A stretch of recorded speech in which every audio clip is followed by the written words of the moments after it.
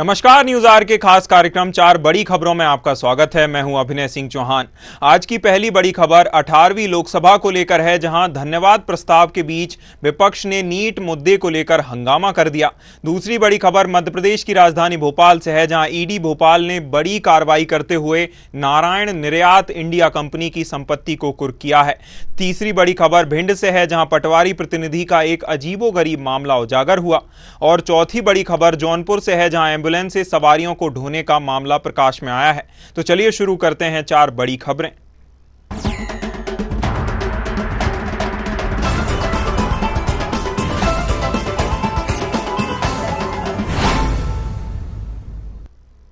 संसद सत्र के 5वें दिन नीट मुद्दे के चलते दोनों सदनों में जमकर हंगामा हुआ।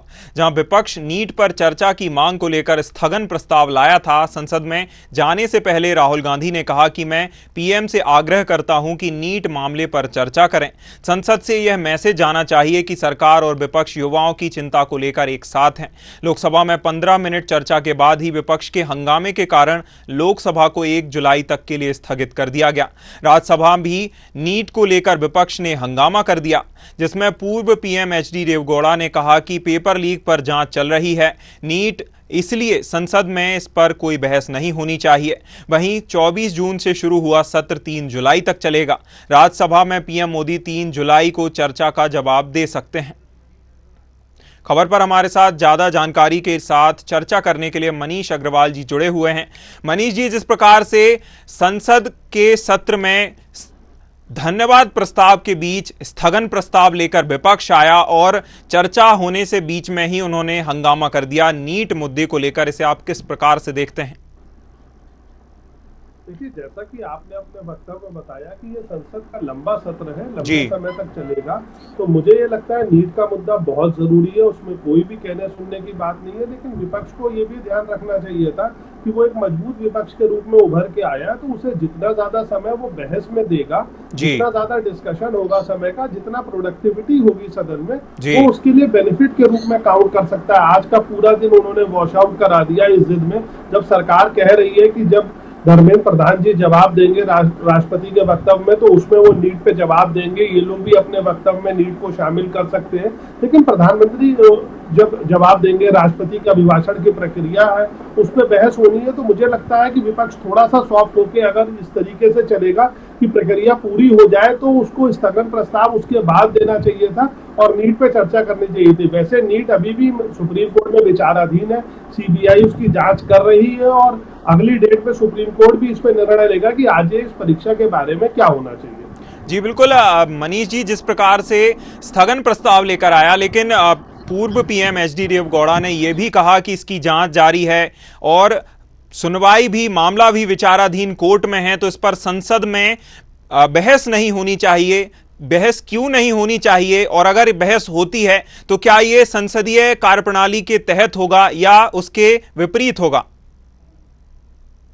कि कोई भी मामला न्यायालय में अगर विचाराधीन है तो न्यायपालिका और शासन पालिका में डायरेक्ट टकराव नहीं होना चाहिए, क्योंकि यहाँ पे जो मुद्दे उठेंगे, जो तथ्य जवाब में दिए जाएंगे, वो हो सकता है कोर्ट की या सीबीआई की जांच प्रक्रिया में बाधक बने, या वो कुछ ऐसे तत्व हो जिनके रिवील हो जाने की वजह से जांच प्रक्रिया में बाधा आए। लेकिन विपक्ष को ये अपना जोर दे के रखना चाहिए था कि हाँ, नीट पे डिस्कशन जरूर होना चाहिए, आज नहीं हो तो कुछ दिन बाद होना चाहिए, जब वो लंबा सत्र है और 8 तारीख तक सुप्रीम कोर्ट में जो डेट है, सुप्रीम कोर्ट का निर्णय आ जाने के बाद इस डिस्कशन को करना चाहिए। लेकिन छात्रों के भविष्य के लिए और उनके अभिभावकों के भविष्य के लिए इसका कोई ना कोई हल निकालना चाहिए। जी मनीष जी, जिस प्रकार से राहुल गांधी विपक्ष के नेता बनाए जाने के बाद एक मतलब फोकस्ड दिख रहे हैं अपने उद्देश्यों को लेकर, लेकिन जिस प्रकार से आज वह मुद्दा लेकर आए, स्थगन प्रस्ताव लेकर आए, आपको क्या लगता है उन्होंने आज के बहस जो हो सकती थी, प्रोडक्टिव हो सकता था, उसे उन्होंने 2-3 दिन ऐसे ही खराब कर दिए, संसद के भी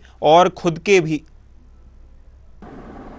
देखिए, मुझे लगता है विपक्ष का दायित्व है जनता के मुद्दे उठाना। उन्होंने मुद्दा उठाया, उसमें कोई गलत बात नहीं थी, जी अच्छा है, वो एलओपी बने हैं, उन्होंने जनता के मुद्दे उठाना शुरू करा है। लेकिन साथ ही साथ सदन चलाना, सरकार के संग चलाना और लोगों तक ज्यादा से ज्यादा बातें ले जाना भी जी पक्ष और विपक्ष दोनों का दायित्व है। अगर उनके किसी भी कारणों से सदन बार बार स्थगित होगा या सदन का समय खराब होगा, जी तो उनकी बात भी जनता तक नहीं पहुंचेगी। अगर सरकार की बात नहीं पहुंचेगी तो उन्हें, अभी पहली बार वो नेता विपक्ष बने हैं, 10 साल बाद उनके पास एक अच्छे विपक्ष का मैंडेट आया है, उन्हें सरकार से ज्यादा सवाल करने चाहिए जी और सदन चलते हुए सवाल करने चाहिए, जिससे कि उन्हें जवाब भी मिले। अगर जी वो स्थगन करते रहेंगे तो फिर जनता तक उनकी बात अच्छे से नहीं पहुंच पाएगी। जी।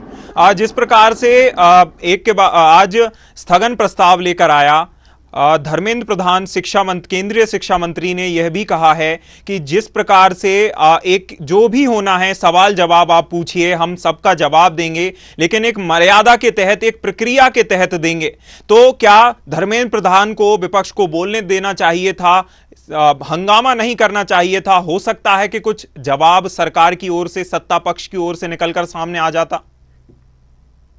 देखिए, आप बिल्कुल सही कह रहे हैं। मुझे ये लगता है कि विपक्ष को ज्यादा से ज्यादा सरकार को बोलने देना चाहिए इन मुद्दों पे, जिससे कि जनता में भी कुछ क्लैरिटी आए और विपक्ष को भी ये पता चले कि आखिर जांच कहां तक पहुंची है, क्या हो रहा है।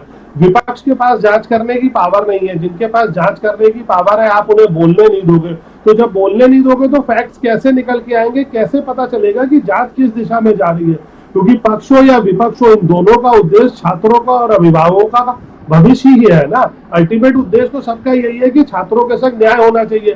लेकिन अगर कोई उसकी जवाब देना चाह रहा है, आप उसका जवाब भी नहीं सुनोगे, तो ये माना जाएगा कि आप उस न्याय में अवरुद्ध बन रहे हो। आप उसके भाषण को सुनिए, उसमें से कुछ तथ्य निकालिए, फिर उस पर बहस करिए, तो वो जनता के लिए भी हितकारी होगा और पक्ष और विपक्ष दोनों के लिए हितकारी होगा। जी बिल्कुल। एक तरफ भाजपा सत्ता पक्ष कह रहा है कि राहुल गांधी ने भी आज अपने वक्तव्य में कहा, अपने बयान में कहा कि हमें संसद से ऐसा मैसेज पहुंचाना चाहिए कि छात्रों की हमें चिंता है, हम उनकी चिंताओं को लेकर आगे बढ़ रहे हैं। लेकिन दूसरी ओर उन्हीं के पक्ष के नेता, उन्हीं का जो विपक्ष है, वह हंगामा कर देता है, बहस नहीं होने देता, चर्चा नहीं होने देता। तो यह विरोधाभासी भी कहा जा सकता है, जैसा कि भाजपा ने भी कहा। इसे आप किस प्रकार से देखते हैं?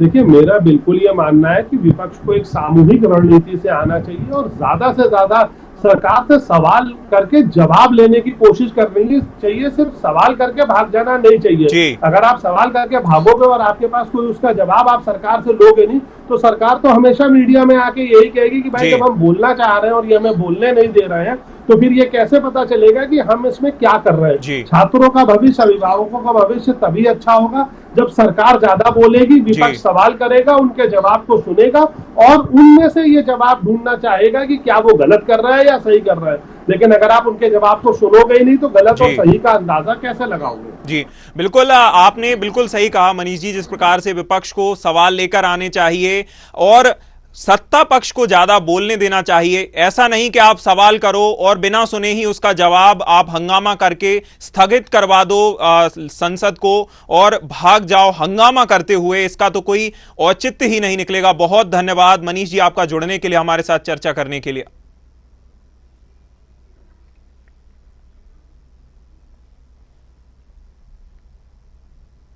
चलिए बढ़ते हैं, अगली खबर की ओर रुख करते हैं।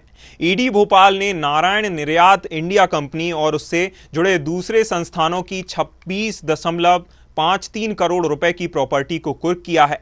ईडी ने यह कार्रवाई मनी लॉन्ड्रिंग एक्ट के तहत की है। इससे पहले सीबीआई भोपाल ने नारायण निर्यात इंडिया प्राइवेट लिमिटेड के डायरेक्टर कैलाश चंद्र गर्ग और उनके सहयोगियों के खिलाफ केस दर्ज कर कोर्ट में चालान पेश किया था। ईडी अफसरों ने बताया कि एनएनआईपीएल के डायरेक्टर कैलाश चंद्र गर्ग और अन्य ने यूको बैंक से ग्रुप की कई कंपनियों के अलग अलग प्रोजेक्ट्स के लिए 110.50 करोड़ रुपए का लोन लिया था। इस लोन अमाउंट का उपयोग एनएनआईपीएल के डायरेक्टर एवं उनके सहयोगियों के दूसरे प्रोजेक्ट्स में किया गया।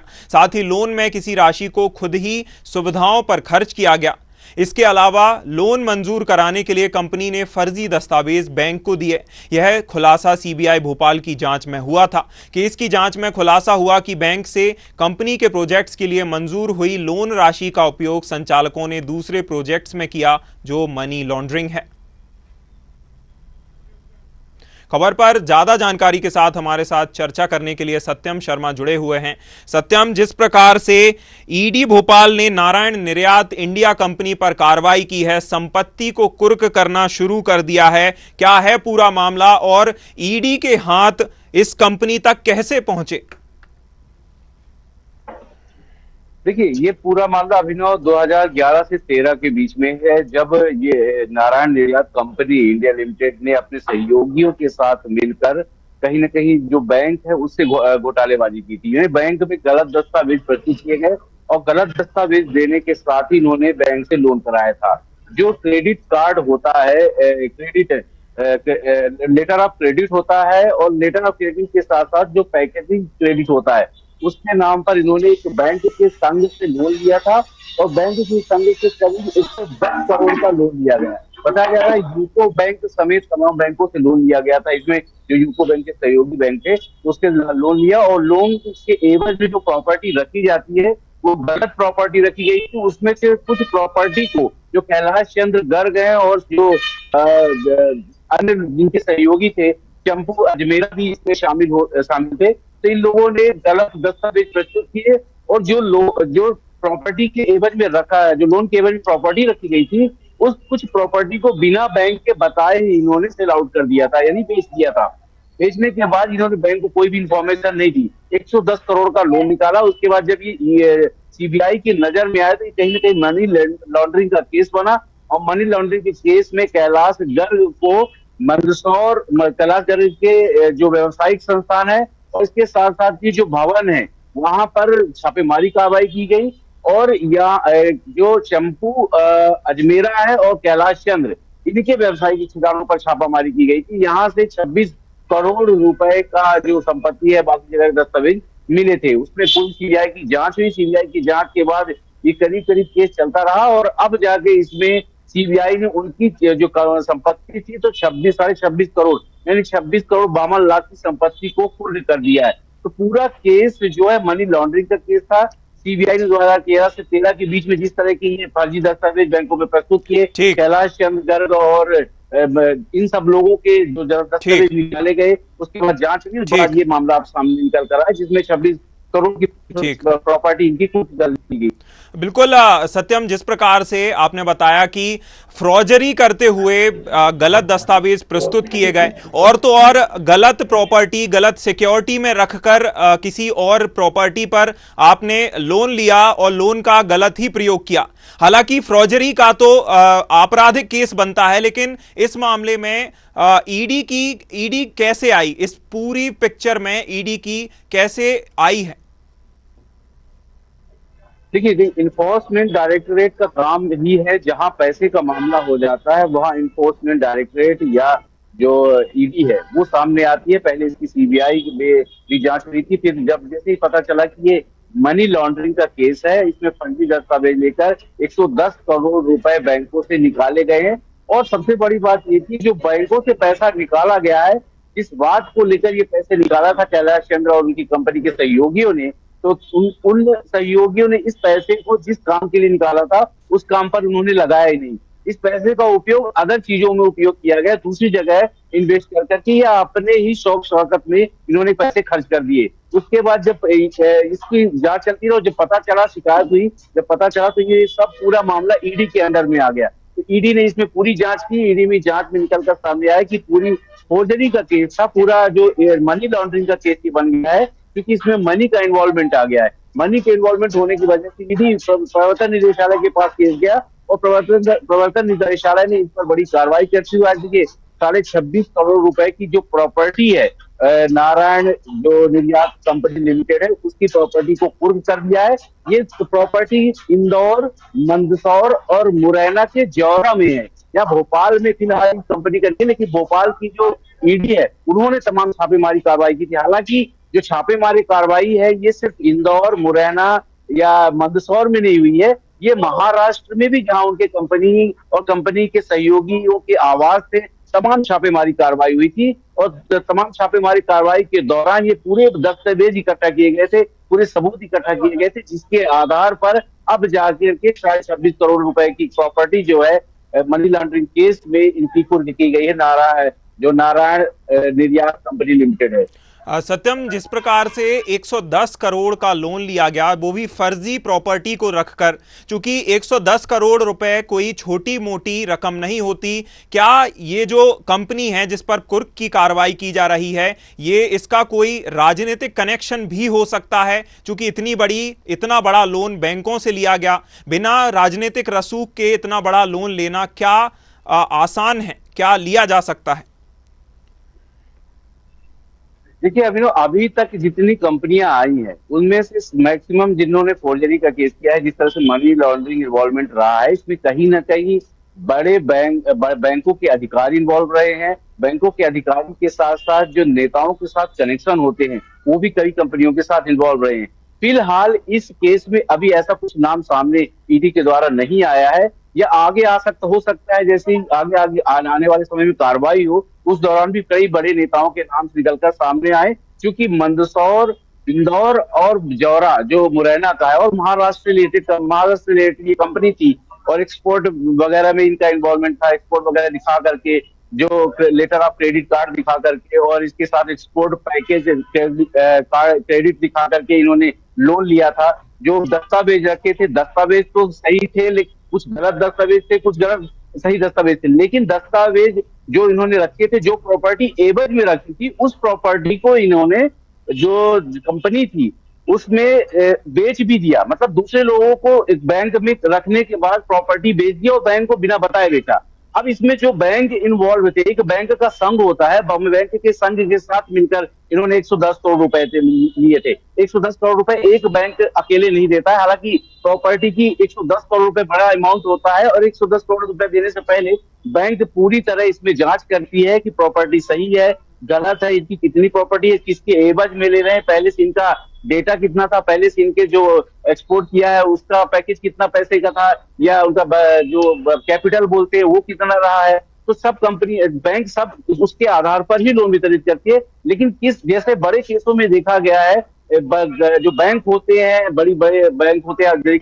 पहले भी कई केस ऐसे हो चुके हैं इसमें फोर्जरी वाले केस हुए थे और कई बार विदेश भी भाग चुके हैं ऐसे अपराधी। तो ऐसे केसों में कहीं न कहीं बैंक का अधिकारी इन्वॉल्व है, ये भी ईडी जांच करेगी। हालांकि ये सब बातें अभी सामने नहीं आई, किन नेताओं के नाम आएंगे ये भी आगे आने वाले समय में पता चल जाएगा, क्योंकि अभी कुर्की की कार्रवाई शुरू हो रही है। अगर नेताओं के नाम सामने आते हैं तो उन नेताओं के यहाँ भी ईडी कार्रवाई करेगी, ऐसा माना जा रहा है, या सीबीआई की भी वहां पे जांच हो सकती है। तो कुल मिलाकर के ये पूरा मामला मंदसौर, इंदौर और जो मध्य प्रदेश का मुरैना है, जौरा, जहां इनकी कंपनियां हैं वहां है, और महाराष्ट्र में जहां निवास और कंपनियां हैं, इनके जो इनके निवेशक थे, जो इनके सहयोगी थे, निदेशक थे, उन पर भी लगातार कार्रवाई हुई है। बिल्कुल, सीबीआई जांच के बाद, जांच में ईडी की एंट्री के बाद अब धीरे धीरे परतें खुलनी शुरू हो गई हैं और प्रॉपर्टी को भी कुर्क की कार्रवाई शुरू हो गई है। बहुत धन्यवाद सत्यम आपका जुड़ने के लिए, हमारे साथ चर्चा करने के लिए। चलिए रुक करते हैं, अगली खबर की ओर बढ़ते हैं। विद्यालयों में संविदा शिक्षक और विद्युत विभाग में आउटसोर्स कर्मियों के बाद अब पटवारी प्रतिनिधि भी सामने आने लगे हैं, जहां पटवारी अपने स्थान पर अपने प्रतिनिधि से पूरा काम करा रहे हैं। बता दें कि कलेक्टर संजीव श्रीवास्तव अपने अमले के साथ जल भराव का निरीक्षण करने पहुंचे थे, जहां पटवारी का प्रतिनिधि कलेक्टर के साथ घूमता रहा। मामले की पोल तब खुली जब कलेक्टर ने सरकारी रिकॉर्ड लेकर कार्यालय बुलाया। खास बात यह है कि जब कलेक्टर ने युवक से उसका परिचय मांगा तब तहसीलदार समेत सभी अधिकारियों ने चुप्पी साध ली, जबकि तहसीलदार ही इन लड़कों को कलेक्टर के साथ घुमा रहे थे। खबर पर ज्यादा जानकारी के साथ हमारे साथ चर्चा करने के लिए प्रदीप रजावत सहयोगी जुड़े हुए हैं। प्रदीप, क्या है पूरा मामला? पटवारी प्रतिनिधि का नाम पहली बार सुनने में आया है, पटवारी प्रतिनिधि जैसा शब्द भी पहली बार निकलकर सामने आया है कि पटवारी अपने स्थान पर अपने प्रतिनिधि को भेजने लगे हैं। देखिए, अभिनव बताना चाहेंगे कि मामला पूरा भिंड शहर से जुड़ा हुआ है, जहां 2-3 दिन से लगातार बारिश हो रही थी और बारिश जो हालात थे उनका जायजा लेने के लिए भिंड कलेक्टर संजीव श्रीवास्तव निकले थे। और स्वाभाविक है कि किस एरिया का और तमाम जगह जो अतिक्रमण है उसको लेकर भी होनी थी, जिसकी वजह से है, उसकी वजह से पानी, जो शहर का पानी है, उसकी निकासी नहीं हो पा रही थी। तो जिसको लेकर भिंड कलेक्टर श्रीवास्तव के कुछ इलाकों में भ्रमण के लिए गए थे, अटेर रोड पर भी गए थे। तो वहां पर जब कलेक्टर ने वहां के नक्शा मांगे तो जो पहले से जो लड़के प्राइवेट लड़के थे पटवारियों के द्वारा भेजे गए थे, उन्होंने नक्शे भी दिखाए और पूरी जानकारी भी दी। लेकिन जब भिंड कलेक्टर संजीव श्रीवास्तव ने उन्हें कार्यालय पे सहित आने के लिए बोला तो ये प्रकार सामने आई। उन्होंने कहा कि हम पटवारी नहीं हैं। फिर कौन है? तो उनके साथ तहसीलदार भी मौजूद थे और सभी अधिकारियों मामले को दबाने का प्रयास किया। सभी ने चुप्पी साधी। लेकिन खास बात यह है कि जो प्रतिनिधि वाली बात है, ये अक्सर जो नेता होते हैं या अन्य कई प्राइवेट सेक्टर होते हैं, उनके यहाँ तो प्रतिनिधि दे के जाते हैं, लेकिन ये जो पटवारी हैं इनके यहाँ पहली बार देखने को मिली है। लेकिन वही लोगों का कहना है कि ये अब से नहीं, कोई नया मामला नहीं, ये पहले से ही प्राइवेट लड़कों के द्वारा पूरे काम कराते हो, चाहे वो वसूली का मामला हो या अन्य काम हो। तो ये ऐसे होता आ रहा है। आज पहली बार कलेक्टर के सामने ये पूरी पोल खुलकर निकल के सामने आई है। जी, पटवारी ने अपने प्रतिनिधि को कलेक्टर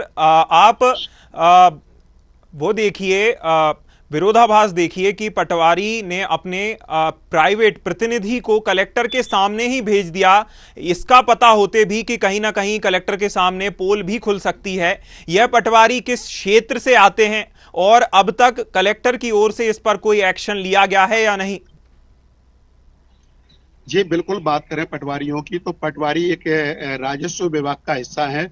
और खास बात यह है कि जो जिले का मुखिया जब निरीक्षण के लिए निकला हो तो तब भी पटवारी स्वयं न जाते हुए अपने प्राइवेट लड़कों को भेज रहे हैं। तो ये एक उनकी दबंगई कह सकते हैं, पटवारियों की मनमानी कह सकते हैं, एक पटवारियों का रुतबा कह सकते हैं कि उनका रुतबा कलेक्टर के ऊपर भी भारी हो रहा है, जो खुद स्वयं न जाते हुए अपने प्राइवेट लड़कों को भेज रहे हैं।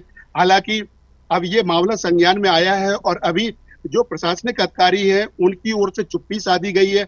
अभी तक ऐसी कोई कार्रवाई वाली बात निकल कर सामने नहीं आई है। जी प्रदीप, एक ही पटवारी के प्रतिनिधि आए थे इस दौरान, इस समीक्षा जो दौरे पर कलेक्टर गए थे, एक ही पटवारी के प्रतिनिधि निकलकर सामने आए थे था या अन्य कई पटवारियों ने भी अपने प्रतिनिधियों को भेजा था? जी बिल्कुल, ये जो घटना है वो एक इलाके की है, अटेर रोड इलाके की है।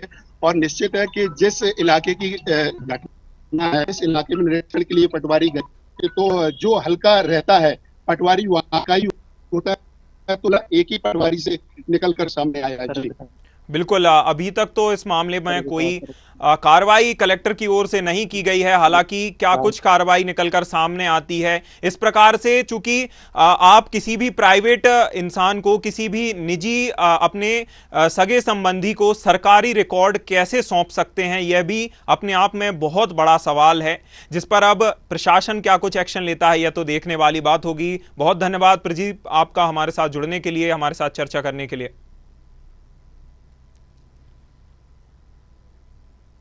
चलिए रुक करते हैं, अगली खबर की ओर बढ़ते हैं। जौनपुर में स्वास्थ्य सुविधाओं को लेकर प्रशासन की सजगता के बीच आंख में धूल झोंकने का प्रयास किया जा रहा है, जहां मरीजों के स्थान पर एम्बुलेंस को भाड़े पर चलाया जा रहा है। एम्बुलेंस में सवारियों को बैठाकर ढोया जा रहा है। बरसठी विकासखंड दंताव गांव के सवारियां ढो रही एम्बुलेंस का वीडियो बनाकर ग्रामीणों ने वायरल कर दिया। ड्राइवर से सवाल करने पर वह जवाब से आनाकानी करते हुए पल्ला झाड़ता नजर आया। वहीं मुख्य चिकित्सा अधिकारी डॉक्टर लक्ष्मी सिंह ने बताया कि वीडियो में दिखने वाली एम्बुलेंस आजमगढ़ की है और जिसकी जांच रिपोर्ट आने के बाद ही कार्रवाई की जाएगी।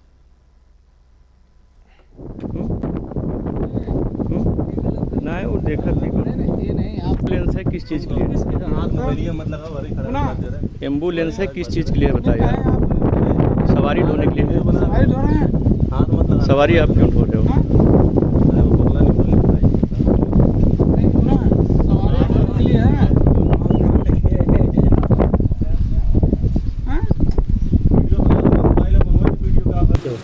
नहीं, वो एम्बुलेंस हम लोग उसके लिए तो जांच कमेटी हम गठित कर दिए थे।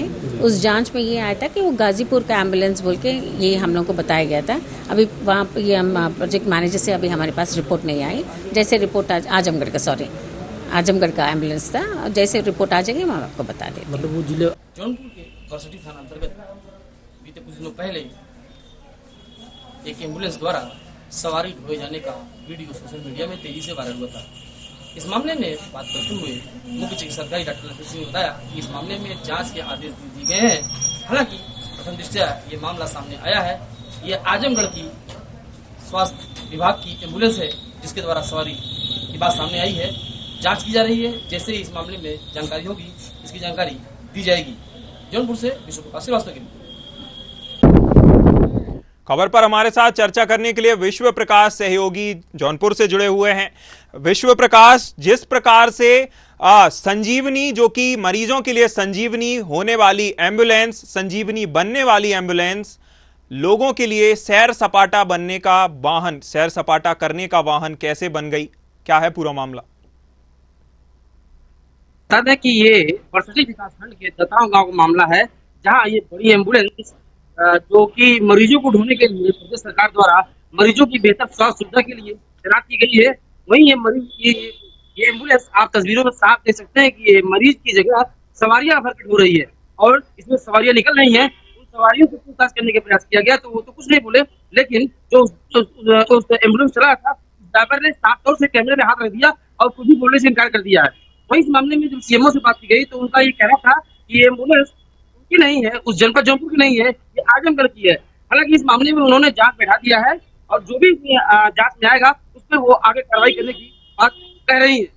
बिल्कुल विश्व प्रकाश, जिस प्रकार से जिसने वीडियो बना के वायरल भी की है उस ग्रामीण का भी हम वक्तव्य सुन सकते हैं वीडियो में कि वह यह भी पूछ रहा है, ये ग्रामीण तक को पता है कि एम्बुलेंस मरीज को ले जाने लाने के लिए होती है, उसकी सुविधा के लिए होती है ताकि उसका सही समय पर इलाज किया जा सके, लेकिन ऐसे सैर सपाटे करने वाले ड्राइवर और इस प्रकार के जो हेल्पर होते हैं इनके खिलाफ अब तक कोई कार्रवाई की गई है या अभी तक जांच में कुछ निकलकर सामने आया है? इस मामले में सीएमओ डॉक्टर लक्ष्मी सिंह ने साफ तौर पर कहा है कि जांच कमेटी बिठाई गई है। हालांकि जांच में अभी तक कुछ निकल कर सामने नहीं आया। अगर हम बात करें जौनपुर की तो उनका ये साफ तौर पर कहना है कि जौनपुर की एम्बुलेंस नहीं है, ये आजमगढ़ की एम्बुलेंस है। ऐसे में वो एम्बुलेंस चाहे जौनपुर की हो या आजमगढ़ की हो, दोनों ही जगहों पे एम्बुलेंस जो कि स्वास्थ्य सुविधाओं के बेहतरी के लिए लगाए गए हैं वो सवारी ढो रही है। तो ये कहीं ना कहीं अपने आप में सवाल निशान खड़ा करता है, वो यूपी के किसी भी जिले का मामला हो। बिल्कुल, एम्बुलेंस किसी भी जिले की हो, कहीं की भी हो, यह यूपी प्रशासन के अंडर में ही आती है और वह उस पर एक्शन भी ले सकते हैं। हालांकि अब तक कार्रवाई नहीं की गई है, आगे क्या चलकर कार्रवाई होती है यह तो देखने वाली बात होगी। बहुत धन्यवाद विश्व प्रकाश आपका हमारे साथ जुड़ने के लिए, हमारे साथ चर्चा करने के लिए। 4 बड़ी खबरों में फिलहाल इतना ही। न्यूज़ आवर पर खबरों का सिलसिला लगातार जारी है। नमस्कार।